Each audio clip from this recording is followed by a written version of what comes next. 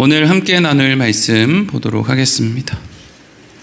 누가복음 3장 21절부터 38절까지 말씀입니다. 본문이 조금 긴데 또 어려운 이름도 나오고 막 하는데 어쨌든 언제 또 읽어보겠나 하는 마음으로 집중해서 21절부터 38절까지 말씀을 같이 읽겠습니다. 시작. 백성이 다 세례를 받을새 예수도 세례를 받으시고 기도하실 때 하늘이 열리며 성령이 비둘기 같은 형체로 그의 위에 강림하시더니 하늘로부터 소리가 나기를 너는 내 사랑하는 아들이라 내가 너를 기뻐하노라 하시니라. 예수께서 가르치심을 시작하실 때에 30세쯤 되시니라.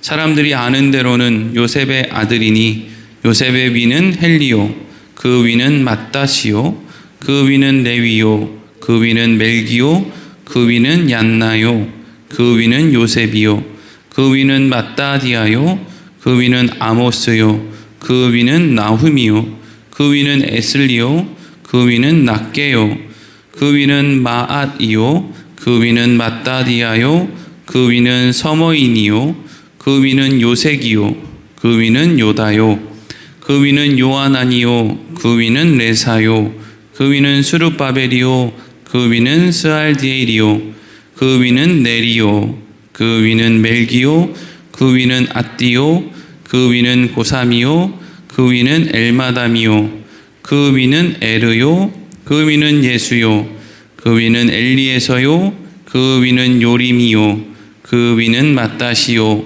그 위는 레위요 그 위는 시므온이요 그 위는 유다요 그 위는 요셉이요 그 위는 요남이요 그 위는 엘리야김이요 그 위는 멜레아요 그 위는 멘나요 그 위는 맏다다요 그 위는 나단이요 그 위는 다윗이요 그 위는 이세요 그 위는 오벳이요 그 위는 보아스요 그 위는 살몬이요 그 위는 나손이요 그 위는 아비나답이요 그 위는 아니요 그 위는 헤슬론이요 그 위는 베레스요 그 위는 유다요 그 위는 야곱이요 그 위는 이삭이요 그 위는 아브라함이요 그 위는 데라요 그 위는 나홀이요 그 위는 수룩이요 그 위는 루요 그 위는 벨렉이요 그 위는 헤버요 그 위는 살라요 그 위는 가이난이요 그 위는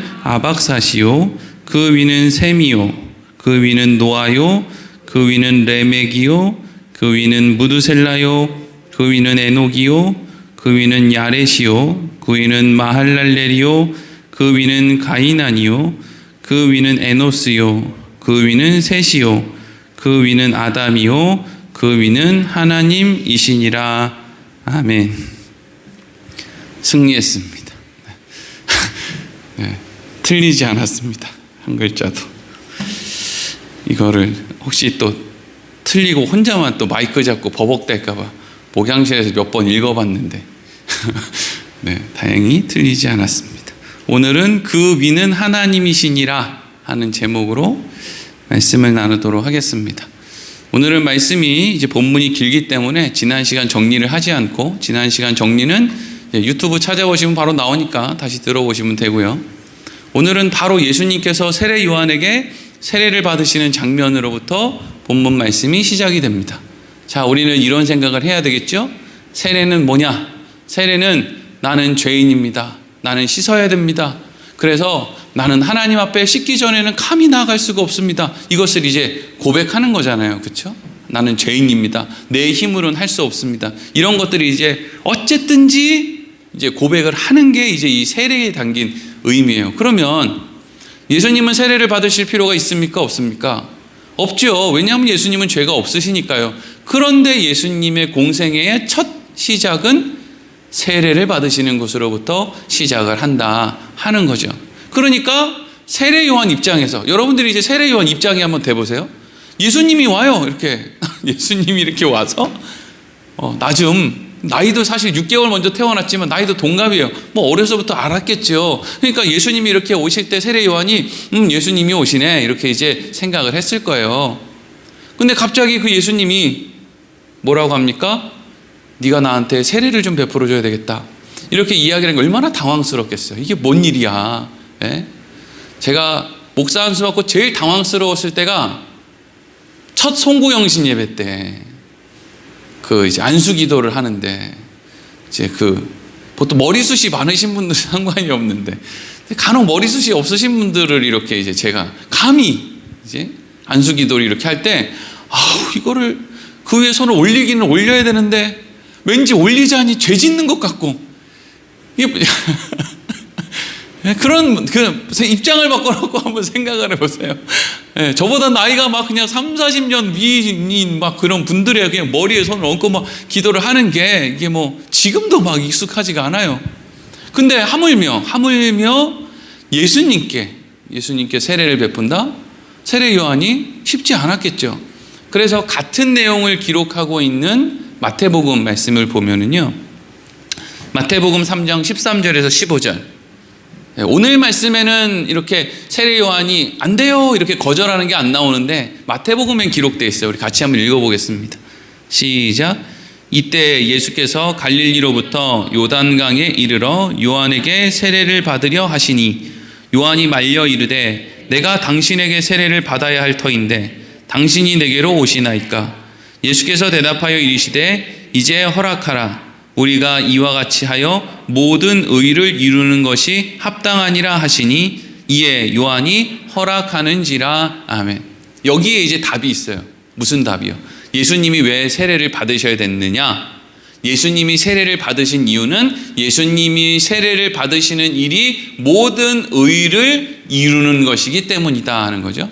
여기서 모든 의를 이룬다라는 것은 쉬운 이야기로 하면 하나님의 뜻이 의지, 하나님의 뜻이 말고 무슨 의가 있겠어요. 하나님의 뜻을 이루는 것은 내가 너한테 세례를 받는 것으로부터 이제 시작이 되는 거야. 다른 말로 하면 이제 공생애가 시작되는 거야. 그래서 내가 죄인입니다. 예수님이 죄인이 아닌데 내가 죄인입니다 라는 고백으로 예수님의 공생애가 시작된다라는 것은 다른 말로 하면 이제부터 사는 인생은 나 살자고 하는 인생이 아니라 하나님이 살려내고자 하는 저 죄인들을 대신해서 내가 하는 일입니다 라고 하는 그 고백이 나는 죄인입니다 라고 하는 고백이고 그것이 세례에 담겨있는 의미인 것이죠. 이해가 너무 쉽게 잘 되시죠? 그러니까 사실 여러분 예수님이 이제 공생애 시작하기 전에 세례받기 전에 물론 예수님은 태어나서 그때까지도 죄 없이 사셨지만 우리가 가정을 할 때 예수님 어린 시절에 무슨 사람들한테 장난치고 죄 짓고 이런 거는 사실 큰 의미가 없어요. 왜냐하면 죄를 지었다는 얘기가 아니라 이제 어디서부터 의미가 있느냐를 이제 제가 강조하기 위해서 이런 이야기를 하는 거예요. 예수님께서 공생애를 시작하는 그 시점부터 십자가에서 죽으시는 그 시점까지가 우리를 위해서 하나님이 허락하신 구원받은 백성들을 위해서 사신 그 삶은 딱 요 세례받는 시점부터 십자가에서 다 이루었다 하고 죽을 때까지가 예수님 사역의 이제 전부다. 이렇게 이제 우리가 생각하면 되는 것이죠. 어쨌든 그래서 이제 세례를 받는 거예요. 그리고 이제 오늘 본문에는 예수님이 세례를 받으실 때 일어난 일에 대해서 기록을 하고 있는데 21절과 22절이죠. 네. 이게 복음서마다 기록이 되어 있는데 조금씩 다르게 기록이 되어 있는데 그럼 누가는 왜 이런 형태로 예수님 세례에 대한 기록을 남겼는지 우리가 이제 그걸 생각해 봐야 되겠죠. 같이 읽어보겠습니다. 시작. 백성이 다 세례를 받을새 예수도 세례를 받으시고 기도하실 때 하늘이 열리며 성령이 비둘기 같은 형체로 그의 위에 강림하시더니 하늘로부터 소리가 나기를 너는 내 사랑하는 아들이라 내가 너를 기뻐하노라 하시니라. 아멘.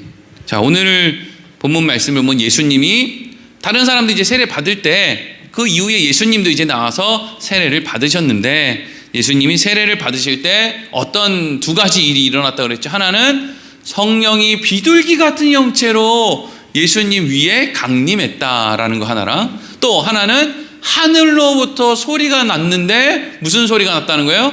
너는 내 사랑하는 아들이고 내가 너를 기뻐한다 라고 하는 소리가 이제 들렸다 라고 그렇게 기록을 하고 있어요. 이게 예수님 세례받을 때 일어난 일이에요.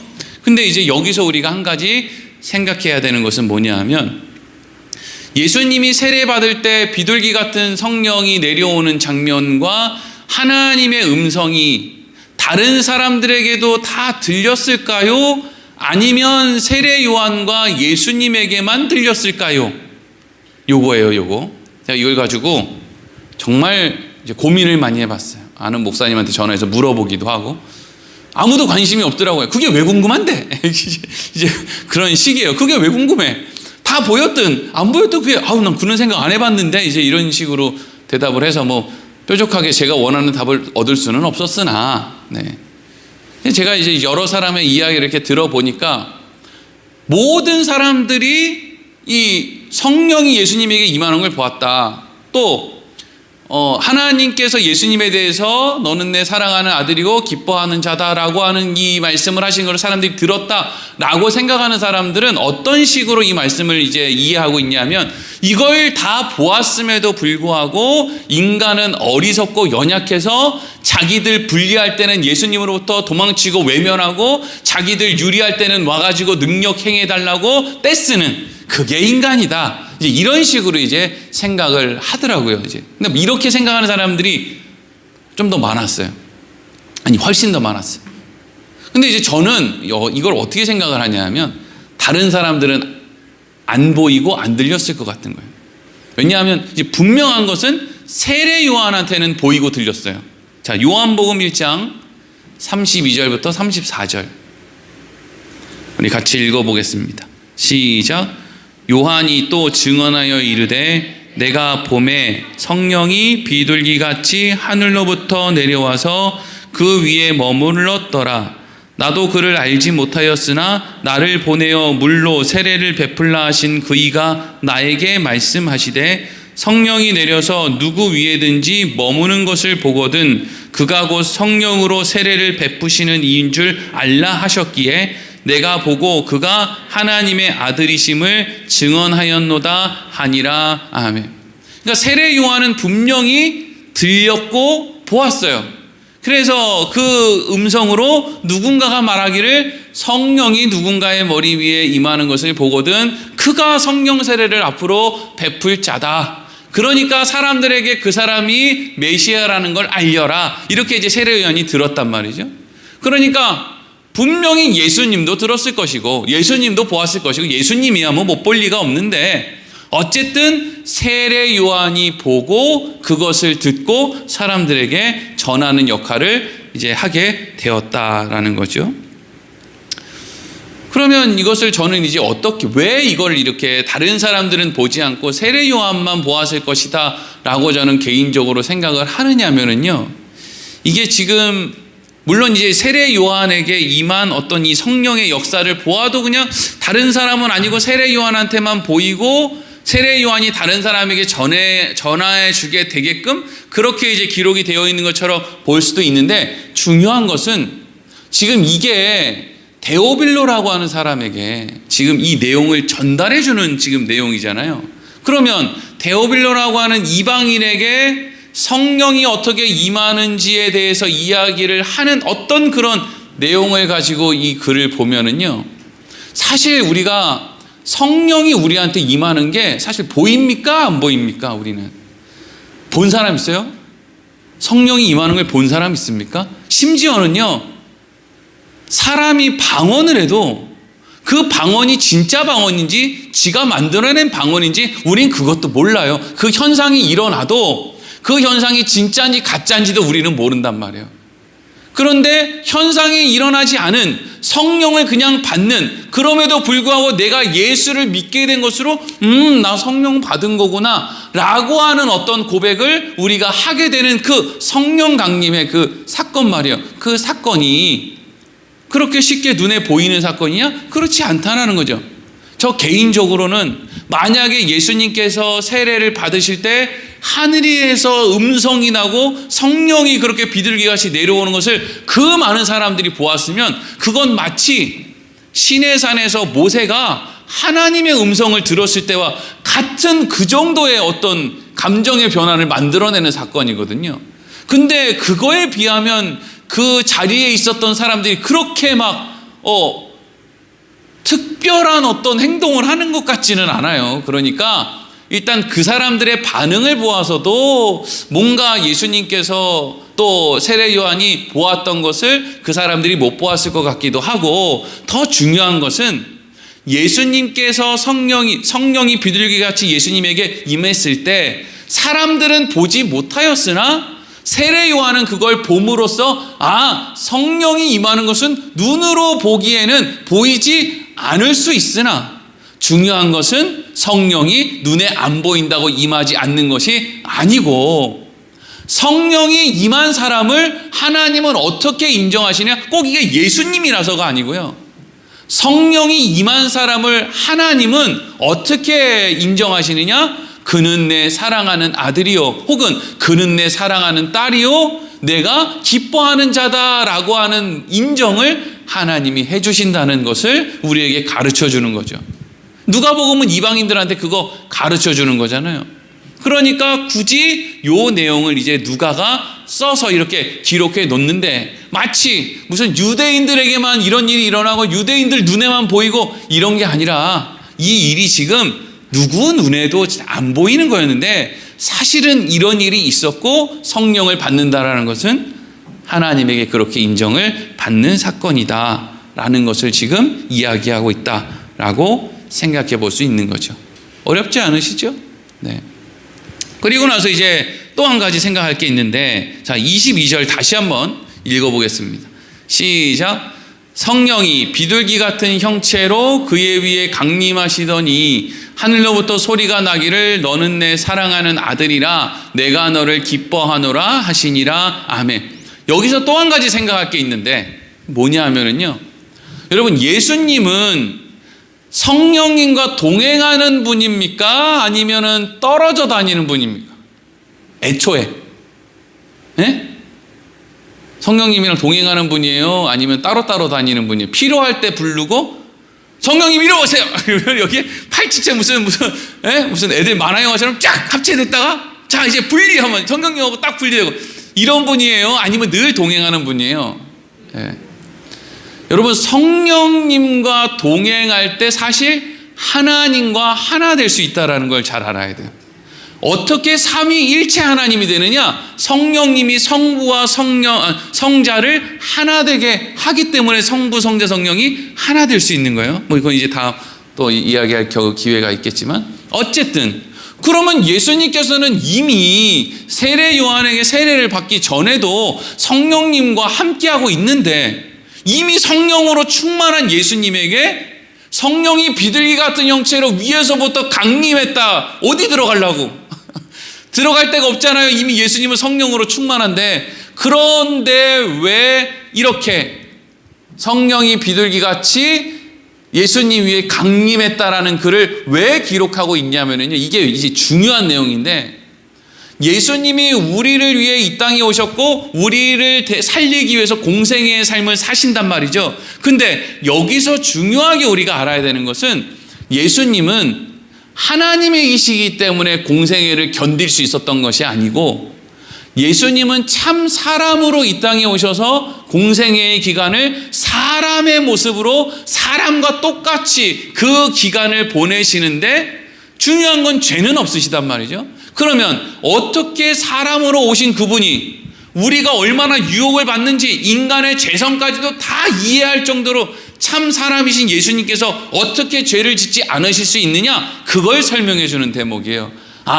성령님이 함께해 주셨기 때문에 예수님은 참 사람으로 공생의 기간을 보내심에도 불구하고 죄를 짓지 않으실 수 있었구나. 예수님은 하나님이기 때문에 공생애를 죄 없이 지낸 것이 아니라 성령님이 함께해 주셔서 그 기간을 참 인간으로서 모든 걸 다 감당해야 그게 우리를 대신하는 거거든요. 뭐 그런 내용이에요. 중요한 내용인데, 관심 없으신 분들도 한번 들어보실 만하고, 관심 있으신 분들은 기억을 또 좀 잘 해주시면 좋겠고요. 그리고 나서 이제 어디로 넘어가느냐 하면 예수님의 족보가 나와요. 족보가. 이게 또 중요합니다. 이거 모르는 사람 되게 많아요. 자, 23절 말씀 읽겠습니다. 시작. 예수께서 가르치심을 시작하실 때 30세쯤 되시니라. 사람들이 아는 대로는 요셉의 아들이니 요셉의 위는 헬리오. 아멘. 먼저 우리가 주목할 것은 예수님이 이제 세례를 받고 천국 복음을 막 사람들한테 전하고 막 기적을 베풀고 하는 공생애가 이제 땅 시작이 됐어요. 근데 그때 예수님의 나이가 몇 살이라는 거예요? 정확하게 모른다. 30세 아니다. 30세는 확실히 아니래요. 근데 우리는 그냥 30세라고 하는 게 편리하고 계산하기도 좋고 30세 시작해서 33세에 죽었다 그러면 3033 얼마나 좋아요. 막 3235 이런 거 어렵잖아요. 3134 이런 거 어렵단 말이죠. 그러니까 그냥 30세에 시작해서 이제 33세. 이재철 목사님 같은 분은 여기 이제 30세쯤이라는 것을 이제 50세 정도의 나이로 이렇게 추정하는 분이 있어요. 이재철 목사님 되게 이제 유명하고 훌륭하신 분인데 그것도 다 근거가 있어서 그렇게 생각을 하시는 거예요. 중요한 것은 정확한 나이가 중요했으면 기록이 되어 있었겠죠. 사실 우리 예수님 생일도 모르잖아요. 여러분 예수님 생일 12월 25일 아니에요. 저기 러시아 정교회는 1월 5일인가 6일 얼마 전에 했잖아요. 그러니까 이제 다 지키는 똑같이 예수를 믿어도 성탄절을 지키는 날짜가 틀립니다. 뭐 12월 25일 날 교회 안 갔다. 뭐 이거 가지고 나 이제 지옥 간다 이렇게 생각할 필요도 없어요. 뭐 그날이 꼭 생일은 아니니까요. 물론 확률상 365분의 1이니까 12월 25일일 확률도 있겠지만 아니 근데 그때 목자들이 들판에서 그렇게 양을 치는 걸 생각해 보면 겨울은 아니지 아니었을까 12월 달은 아니지 않았을까라는 생각을 이렇게 가만히 해보면 예수님은 봄쯤에 태어났다라고 생각하는 사람들이 훨씬 더 많죠. 어쨌든 예수님이 태어난 날 중요하지 않다. 예수님이 공생애를 시작한 나이 중요하지 않다. 중요한 것은요. 30세쯤 되었을 때 예수님이 공생애를 시작했다는 의미는 하나님이 하나님의 역사를 이끌어 가시는 것은 뭐 2000 몇 년도에는 무슨 일 2000 몇십 몇 년도에는 무슨 일 이런 식으로 하나님의 역사가 이루어지는 게 아니라 하나님의 역사는 때가 차면 다음 일, 또 때가 차면 다음 일 이런 식으로 이루어진다라는 것을 우리가 알게 되는 거죠.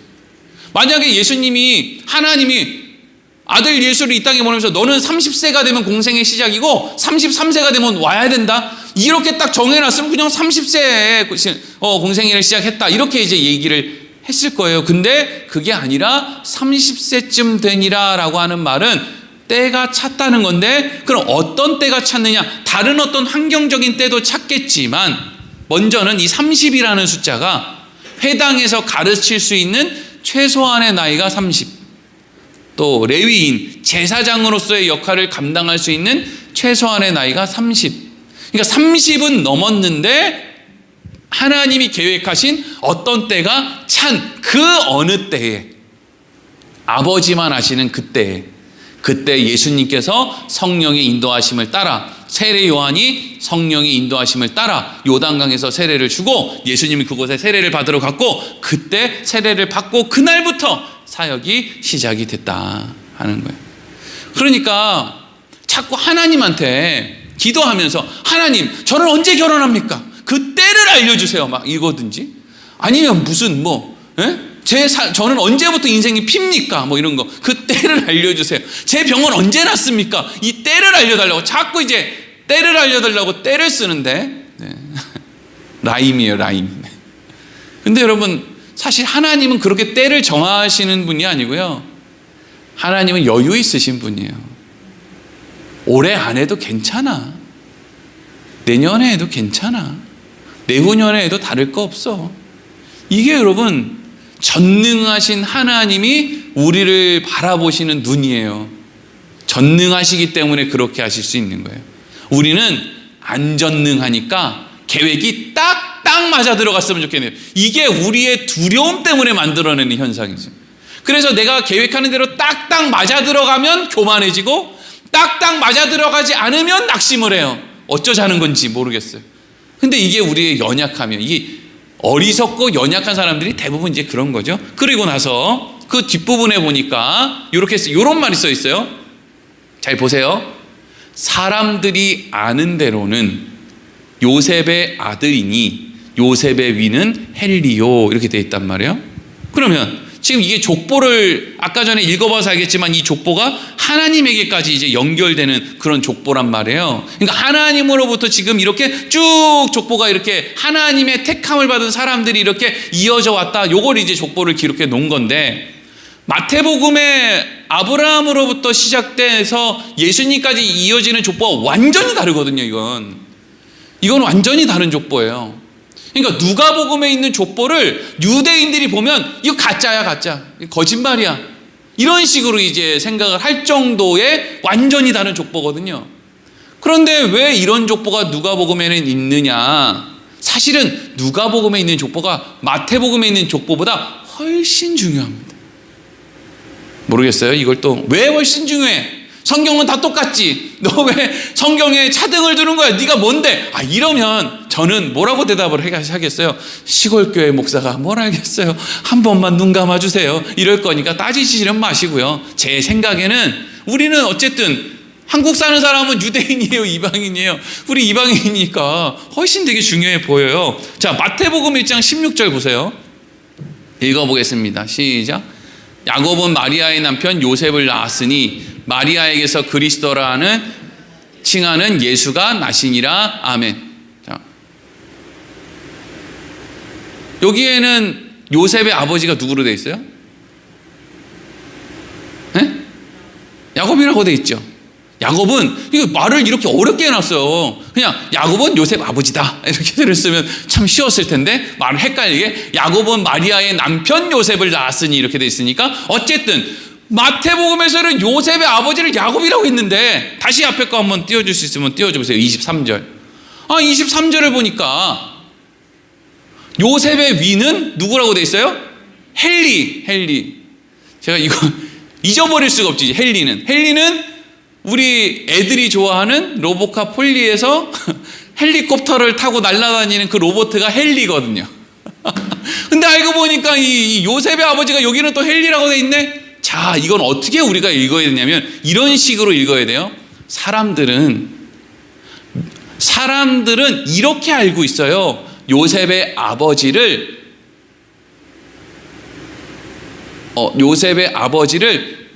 헬리라고, 요셉의 아버지를 야곱이라고 알고 있어요. 근데 실제로 요셉의 아버지는 헬리예요. 요 얘기거든요. 그러면 헬리는 요셉의 아버지가 아니에요. 헬리는 누구 아버지냐면 마리아의 아버지.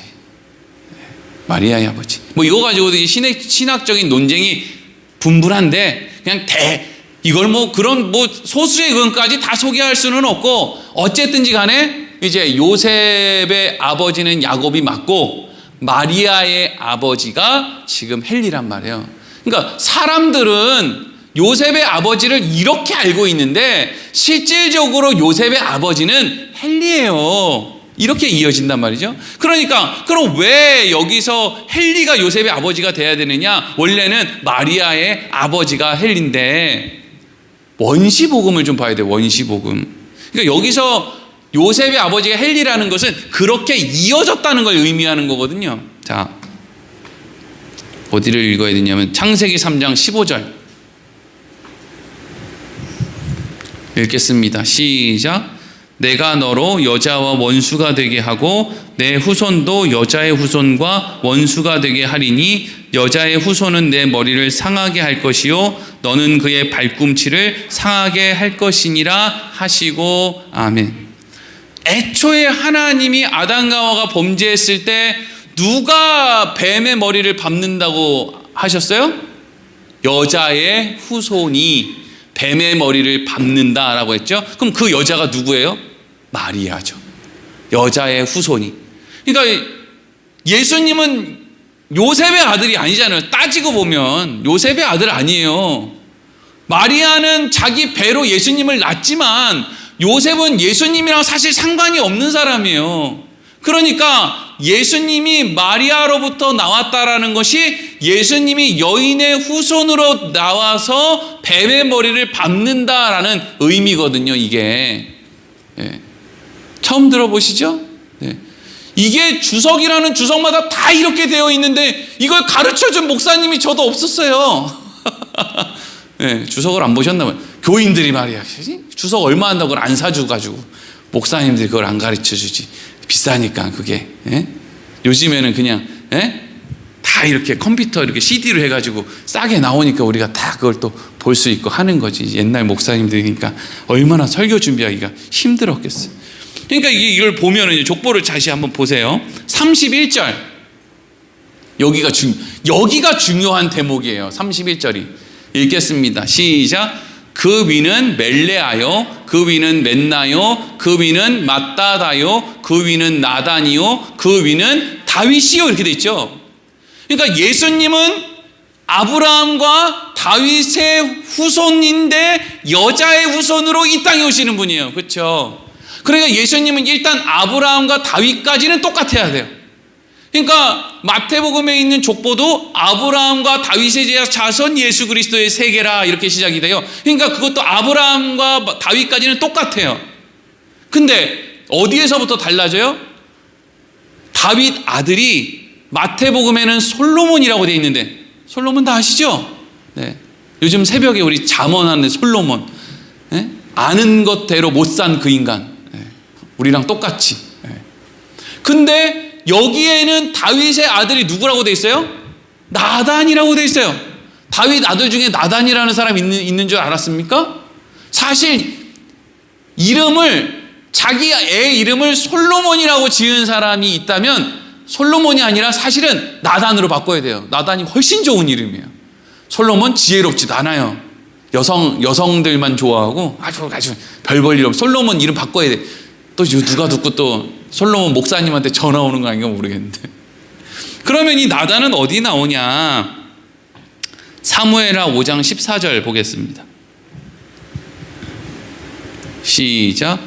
예루살렘에서 그에게서 난 자들의 이름은 삼무아와 소밥과 나단과 솔로몬과 이렇게 돼 있죠. 그러니까 다윗이 예루살렘에 와서 그 전에 낳은 아들들도 뭐 많은데 뭐 암논도 있고 뭐 우리 압살롬도 있고 뭐 많잖아요. 그런 아들들 많이 있는데 예루살렘에 와서 낳은 아들이 삼무아, 소밥, 나단, 솔로몬이 있는데 그 중에서 지금 나단을 콕 집어서 다윗의 아들은 나단이다 이렇게 얘기를 하고 있는 거예요.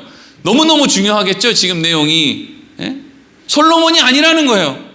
얼마나 다행스러워요. 솔로몬 얼마나 개판치고 살았는데 저 솔로몬이 예수님의 족보야? 아니라는 거예요. 솔로몬이 그 족보가 아니라 나단이 이름도 없고 빛도 없는 우리는 잘 알지도 못하는 이 나단은 선지자 나단 아니에요? 이름이 그냥 똑같을 뿐인 다윗의 아들 중에 어디 붙었는지도 모르는 그 나단을 하나님께서는 선택하셔서 그 족보를 통해서 우리는 요셉의 족보, 아브라함, 다윗 그 밑으로 계보로 흘러서 예수님과 사실 예수님의 육신의 아버지지만 별 상관이 없는 요셉에 이르는 것까지는 마태복음에 있는 기록이 맞는데 누가복음에 있는 기록은 실질적으로 여인의 후손으로 예수님이 태어나는 마리아의 족보가 이어져 있는데 이 마리아의 족보 안에 나오는 사람들은 다 어떤 사람들이냐? 이름도 잘 몰라.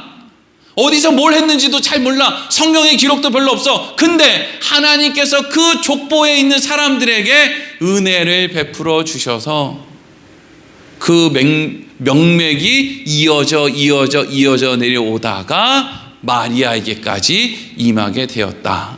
그러니까 눈에 보이는 세상의 것이 사실을 중요한 게 아니고 눈에 보이지 않는 하나님의 역사가 있다라는 것을 이야기하고 있는 거죠. 근데 누가복음에는 이게 왜 중요합니까? 이게 이방인들에게는 너무 중요한 거거든요. 아니 하나님 너무하단 말이에요. 나는 유대인도 아닌데 왜 나는 이렇게 태어나가지고 왜 하나님 우리는 선민이 아닙니까? 그거 선민 아무 소용없어. 중요한 건 하나님의 은혜를 입은 사람이냐 아니냐 그게 중요한 거지. 무슨 뭐 혈통 이런 거 중요한 게 아니야. 그래서 누가복음에는 마리아의 족보 그것을 기록해 놓고 있는데, 그 마리아의 족보가 또 요거를 또 잠깐 시간이 조금 있으니까 잠깐 언급하면, 이제 어떤 사람들이 이제 그런, 제가 이거 뭐 설교 준비를 하면서 이것저것 이제 찾아보다 보니까 이런 질문을 사람들이 많이 해요. 아니, 마리아의 친족이었던 사가랴와 엘리사벳은 레위 지파인데 왜 마리아는 그러면 유다 지파예요? 이렇게 묻는 사람이 있어요. 여러분, 친족은 8촌까지를 의미하는 거기 때문에 외가 쪽 친척이 레위인일 수 있고 아버지 쪽이 유다 지파일 수 있는 거죠. 뭐 그걸 뭐 굳이 설명을 해줘야 되냐고요. 너무 재밌는 질문을 누가 했는데 이렇게 해놨어요. 어떤 사람이, 아니 왜 예수님의 아버지는 요셉인데 왜 예수님은 요셉 지파가 아니에요? 이렇게 이제 글을 올려놓은 사람들.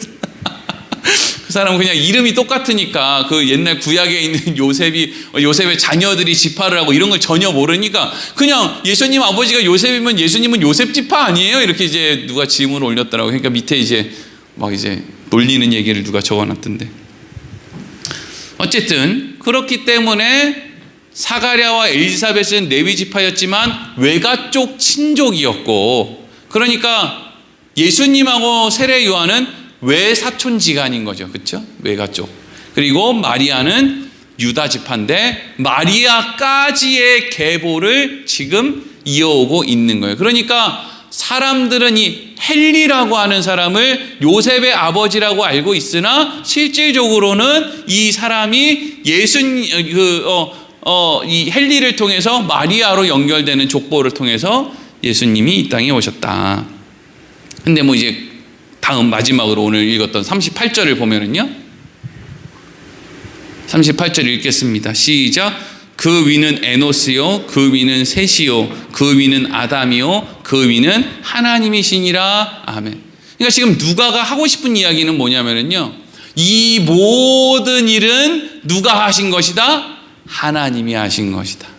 이 모든 일은, 이 모든 일, 아담과 하와를 죽이지 않고 에덴 동산에서 추방시킨 그때부터 아담과 하와를 그냥 내팽개쳐 두지 않고 그 사이에서 셋이 태어나게 하시고, 셋 이후에 또 에노스가 그 은혜, 하나님의 은혜를 이어받게 하시고, 또 그 자녀들 가운데 에녹이 그 은혜를 이어받게 하시고, 또 무드셀라가 그걸 이어받게 하시고, 노아가 그걸 이어받게 하시고 하는 모든 일들이 다 어디서부터 시작된 거냐? 하나님의 은혜로부터 시작된 것이지, 어떤 사람 그 누구도 자기가 만들어낸 거, 똑똑하다고 힘세고 무슨 싸움 잘하고 재력 있고 이런 문제 때문에 되는 게 아니라 하나님의 은혜가 흘러 모든 사람에게 흐르는 게 아니죠.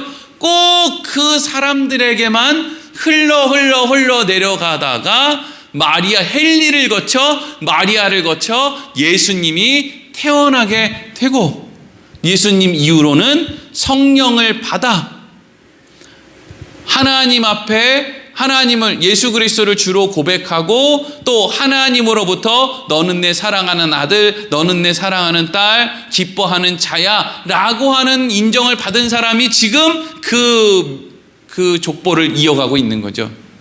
은혜 받은 사람들의 족보. 그게 구원받는 사람들이에요.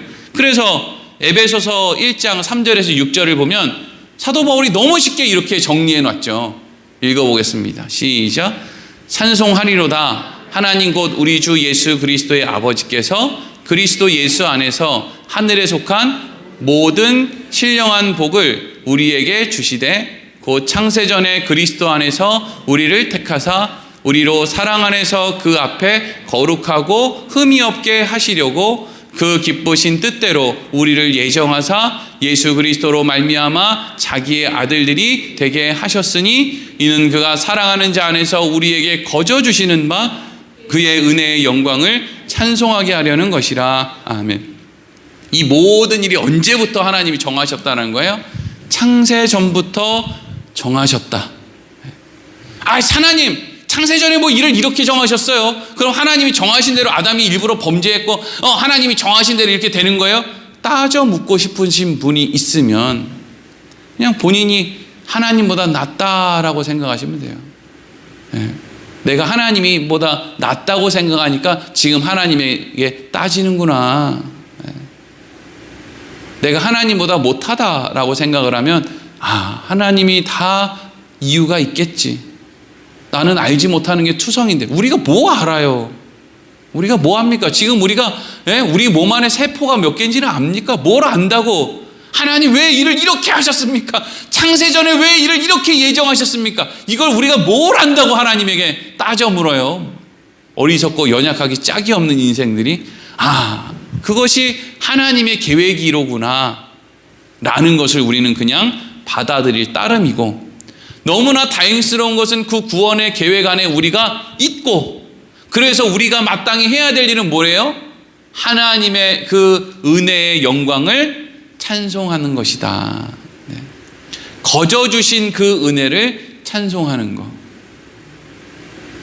하나님이 그걸 거저 줬는데 그걸 거저 주신 하나님이 날 내팽개쳐 두겠느냐? 이런 생각도 좀 해야 되고, 내가 거저 받았는데 뭐 내가 대단하다고 이렇게 교만을 떨고 살아서 되겠느냐? 이런 생각도 해야 되고, 늘 겸손해야 되겠고, 아까운 게 없어야 되겠고. 따지고 보면 사실 우리가 뭐가 아깝습니까? 거저 제일 좋은 걸 거저 받았는데, 1만 달란트 탕감 받았는데 100데나리온이 뭐가 그렇게 아까운가? 이런 생각도 교회에 와서 말씀드릴 때 또 한번 생각을 해봐야 되고 말이죠. 오늘 말씀을 통해서 예수님께서는 그래서 세례를 받으셨구나. 그래서 예수님의 조건은 요셉으로가 아니라 마리아로 이렇게 이어져 오는 게 되는 거구나. 그리고 그 마리아의 조건은 하나님으로부터 시작한다고 되어 있는 것이 그런 의미구나 라는 것을 우리가 잘 기억할 수 있으면 좋겠습니다. 기도하겠습니다. 하나님,